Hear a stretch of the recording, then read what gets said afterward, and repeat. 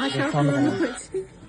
আমার কালী পুজোর 1 সপ্তাহ আগে আমার ছোট মেয়ের গলায় একটা লকেট দেওয়া সোনার হার ছিল, ওটা হারিয়ে গিয়েছিল। এবার হারিয়ে গিয়েছে মানে আমি ভোলেনাথের মন্দির থেকে পুজো দিয়ে ফিরছি, তখন পড়ে গেছে। পড়ে যাওয়াতে আমি আর পাইনি, বাড়িতেও পাইনি, কোথাও পাইনি। এবার মাকে বলেছিলাম, মা একটুখানি খুঁজে দাও। কালী পুজোর আগের দিন মানে মঙ্গলবার দিনকে যে পেয়েছেন ভদ্রমহিলা তাকে রিকোয়েস্ট করাতে বাড়িতে এসে আমি খুব কান্নাকাটি করেছি মার কাছে যে মা বাড়িতে এসে যেন দিয়ে যান। ভদ্রমহিলা বাড়িতে এসে হাটটা আমাকে ফেরত দিয়ে গেছেন। কেউ কি নিয়ে নিয়েছিল? হ্যাঁ, ভদ্রমহিলা নিয়ে নিয়েছিলেন, উনি অন্যের বাড়িতে কাজ করেন।